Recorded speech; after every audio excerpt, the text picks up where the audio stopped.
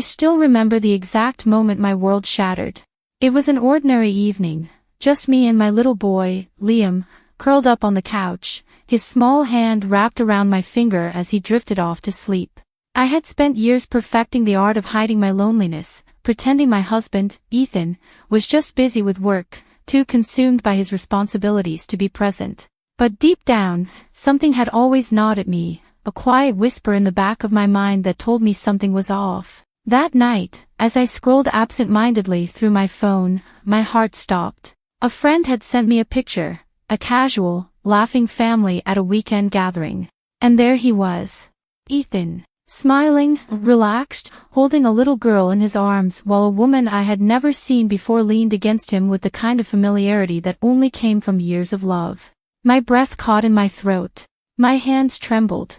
My brain refused to process what my eyes were seeing. I stared at the screen, willing it to be some kind of mistake, but the evidence was undeniable. My husband had a second family. A life he had built behind my back. And suddenly, everything made sense. The business trips, the late-night meetings, the way he had slowly withdrawn from me and Liam over the years. The lies had been right in front of me, wrapped up in excuses I had forced myself to believe. I sat there in the dim light of our living room, feeling the walls of my reality crumble around me. My body felt frozen, but my mind raced. How long had this been going on?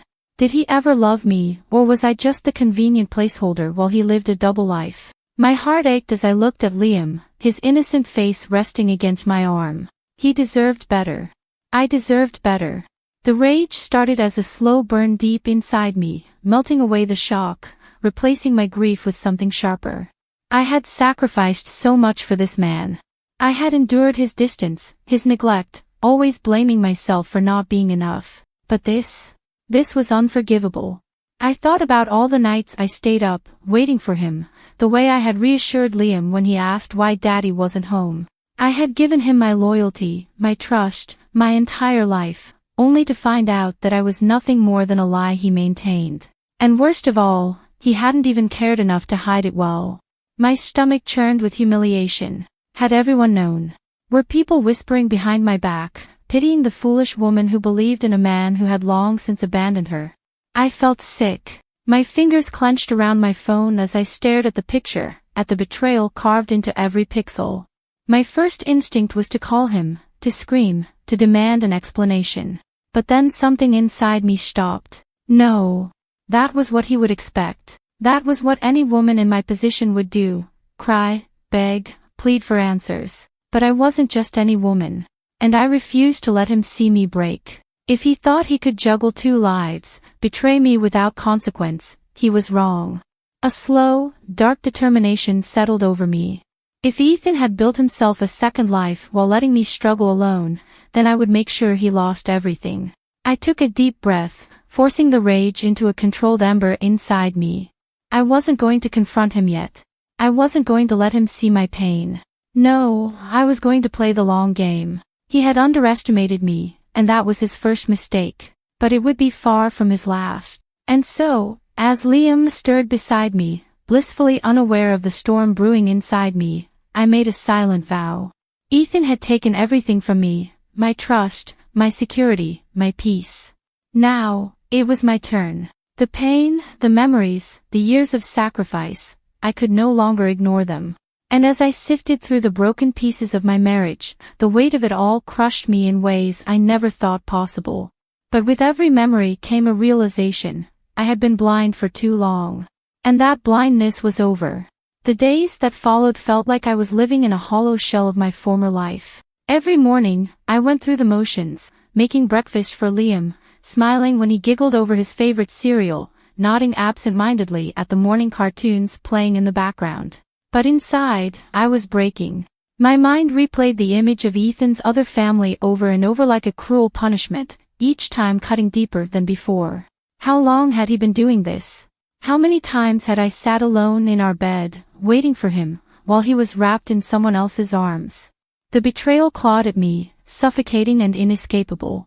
Every moment we had spent together, every promise he had whispered to me, felt like a cruel joke. I wanted to scream, to tear apart the walls of our home that now felt like a prison built on lies. But I couldn't. Not yet. I had to be strong, for Liam, and for myself. And then, the memories started surfacing. The little things I had ignored, dismissed, or convinced myself weren't important. I remembered the business trips he always claimed were last minute, the way he had started keeping his phone face down on the table, the late-night calls he took in another room. I thought about the way he had pulled away from me, how his touch had become mechanical, his kisses hollow. I had blamed myself, believing that maybe I wasn't enough, that maybe I had done something wrong. But now I saw the truth. He had been slipping away from me for years, and I had been too blinded by love to see it.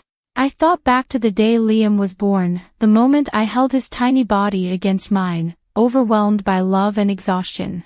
Ethan had been there, smiling, but there had been something distant in his eyes. I remembered how he left the hospital early that night, claiming he had work to do. And now, I wondered, had he gone to her? Had he left me alone in that sterile hospital room, nursing our newborn son, while he was with another woman? The thought made my stomach twist in agony. I had spent so many nights alone, waiting up for him, making excuses to myself about why he wasn't home.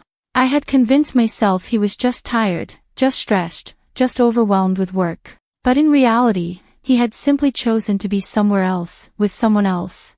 The worst part wasn't even the betrayal itself. It was the realization that I had wasted so many years loving a man who had never truly been mine. I had built my life around him, centered my world on our marriage, only to discover that I had been living in an illusion.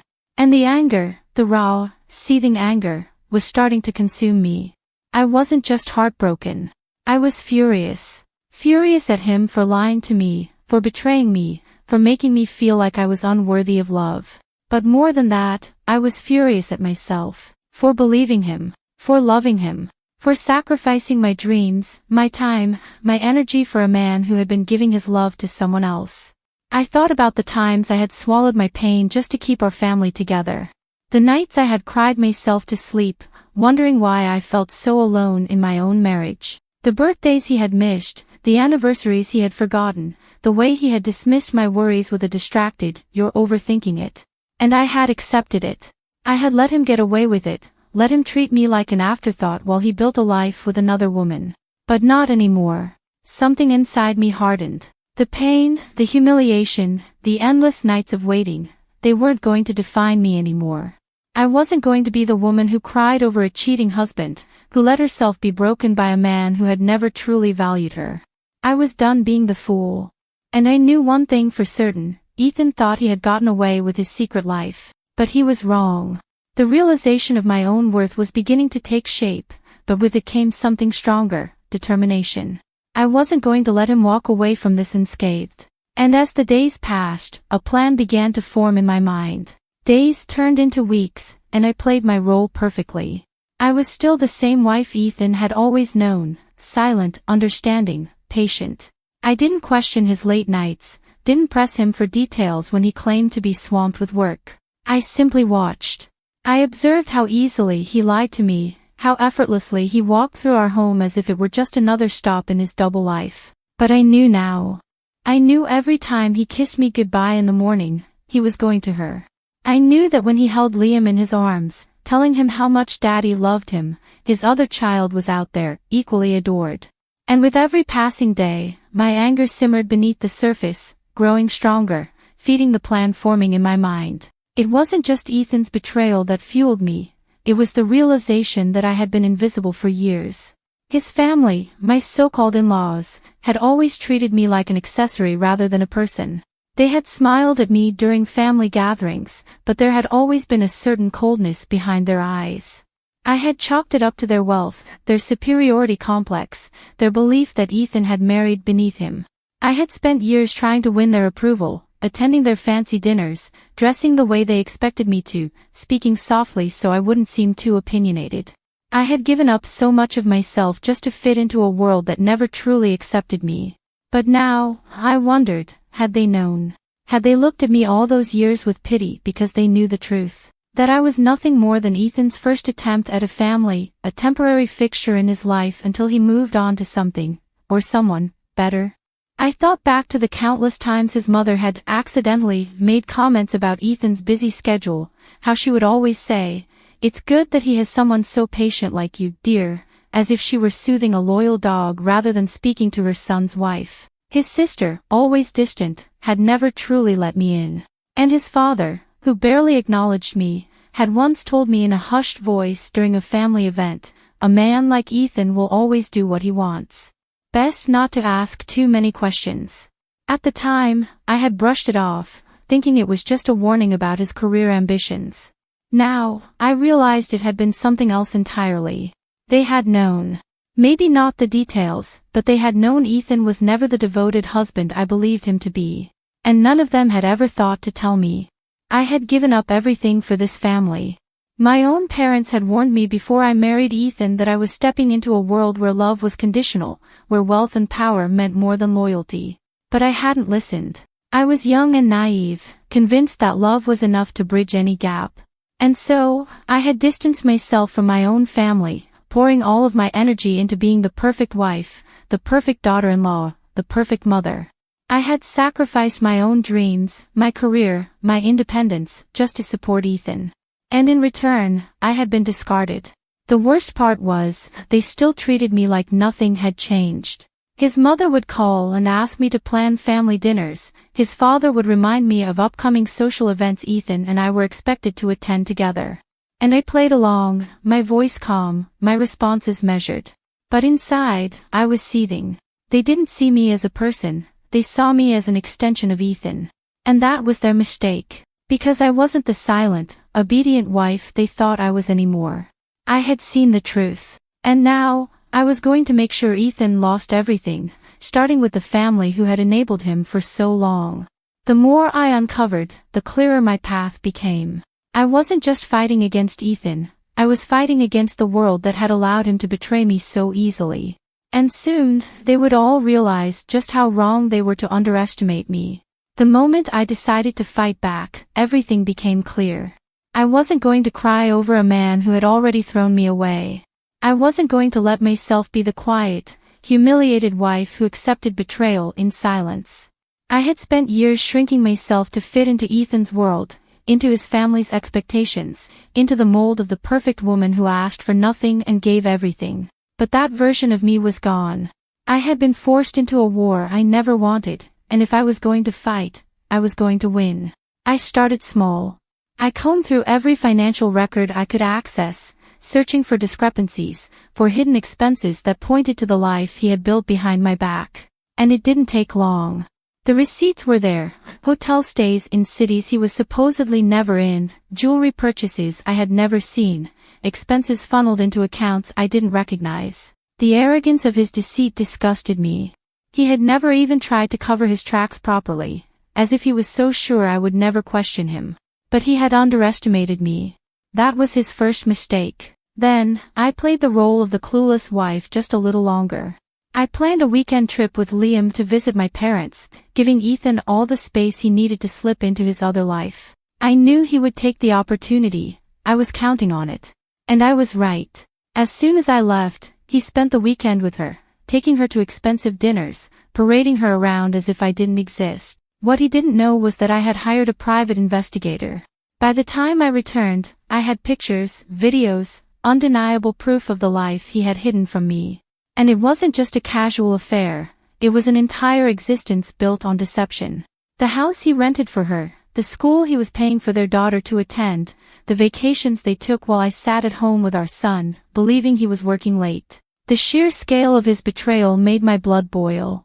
But I didn't react. Not yet. I knew that if I confronted him now, he would lie. He would twist his words, manipulate the truth, make me feel like I was the one who had pushed him into this. I had seen him do it before, had watched him turn every argument against me, making me question my own sanity. Not this time. This time, I was going to make sure he had no way out. I started setting the stage. I made copies of everything, the financial records, the photos, the videos. I met with a lawyer in secret, learning exactly what my rights were, exactly what I needed to do to take everything from him. And then, I reached out to someone I hadn't spoken to in years, my parents. I had let them drift away when I married Ethan, let his world consume mine, believing that I was building a life of my own. But when I called my mother, her voice filled with concern, I realized how much I had missed them. And when I told her the truth, when I finally let the weight of my pain pour out, she didn't say, "I told you so." She simply said, "Come home." For the first time in years, I felt like I had somewhere to go, a safety net waiting to catch me when I finally let go of the lie I had been living. But I wasn't ready to leave just yet.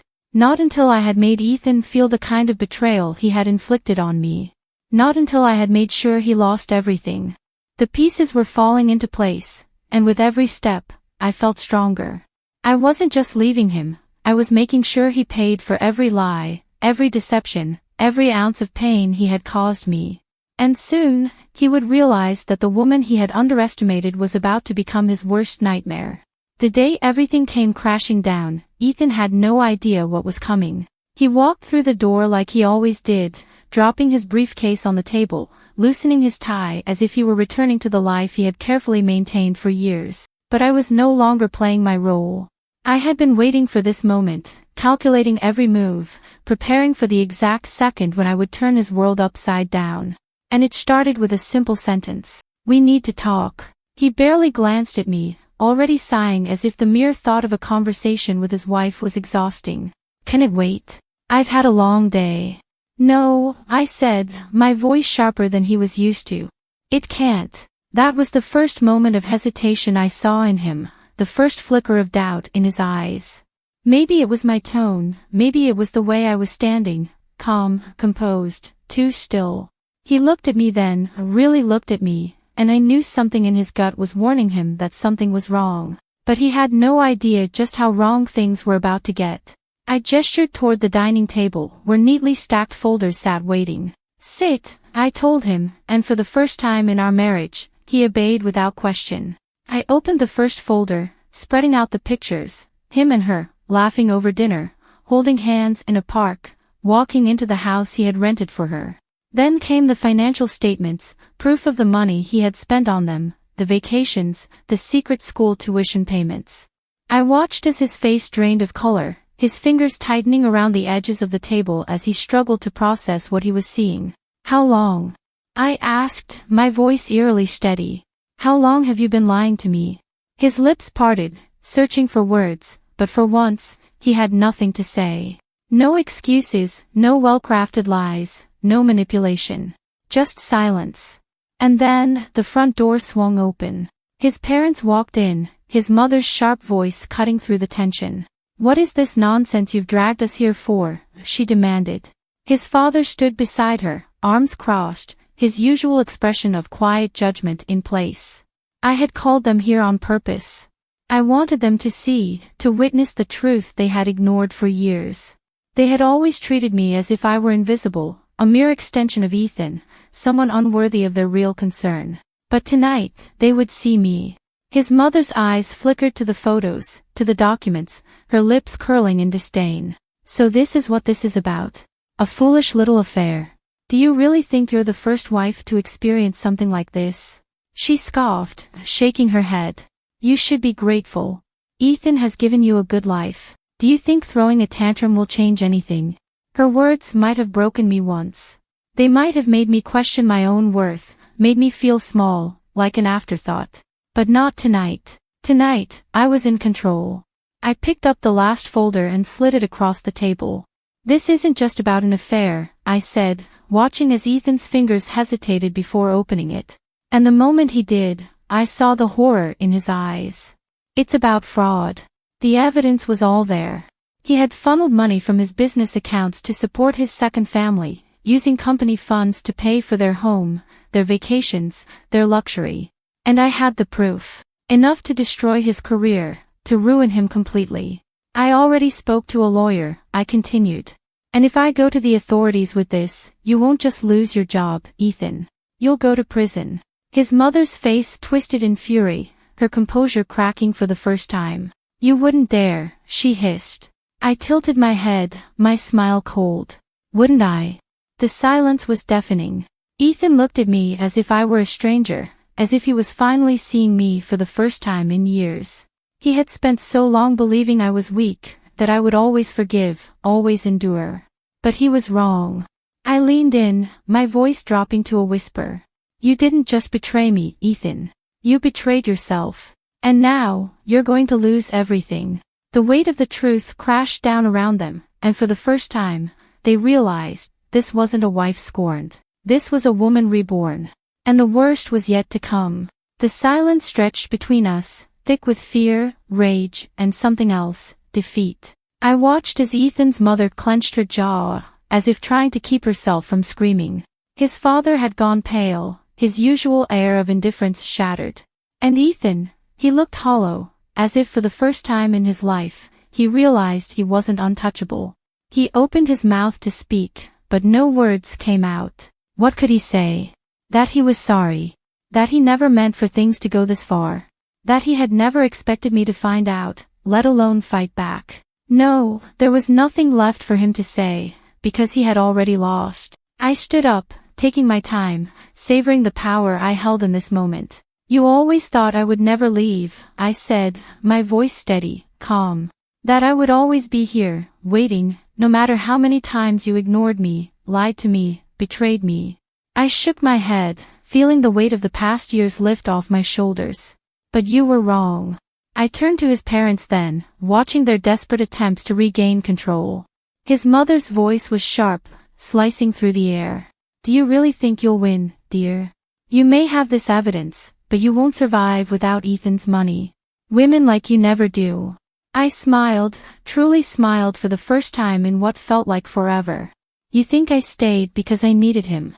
I let out a quiet laugh. I stayed because I thought love meant sacrifice. Because I believed in him, in us. But now I know better. I let my gaze settle on Ethan, making sure he heard every word. And I don't need anything from him anymore. The divorce papers were already prepared. My lawyer had ensured that I would get full custody of Liam, and with the financial evidence I had collected, there was no way Ethan could fight it. His reputation would be in ruins, his career gone, his perfect image shattered. And as for his second family, well, I doubted they would be too thrilled to find out they were living off stolen money. He had built a life on lies, and now, those lies were coming back to destroy him. Ethan's hands trembled as he finally spoke, his voice barely above a whisper. Please, he murmured, desperation leaking into his tone. We can fix this. But I didn't let him finish. No, Ethan, I cut him off. You can't fix something that was never real. And with that, I walked away. I left him sitting there, surrounded by the wreckage of his own making. I stepped out of that house, our house, for the last time, feeling lighter with every step. I didn't look back. Not at the man who had betrayed me, not at the family who had never seen my worth. I walked toward the car where Liam was waiting, his small face pressed against the window. When I opened the door, he looked up at me with wide eyes. Are we going home now, Mommy? He asked softly. I smiled, reaching out to brush his curls away from his forehead. Yes, baby, I whispered. We're finally going home. In the weeks that followed, I felt the change settle deep within me. The fear, the heartbreak, the anger, they no longer controlled me. I had been through the worst, and I had survived. No, I had done more than survive, I had won. Ethan's downfall was swift. The evidence I had gathered was enough to ensure that his business partners cut ties with him. The whispers about his betrayal turned into headlines, and soon, the man who had thought himself untouchable was left with nothing. His second family crumbled, his mistress fleeing the moment she realized the money had dried up. And his parents, the people who had always looked down on me, were forced to watch their son's world fall apart, powerless to stop it. But I didn't care about revenge anymore.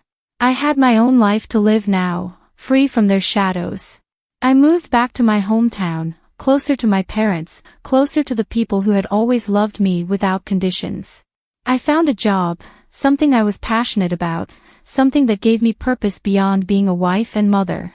And Liam, he thrived. Without the weight of a broken home, he laughed more, played more, slept peacefully at night knowing that I was always there.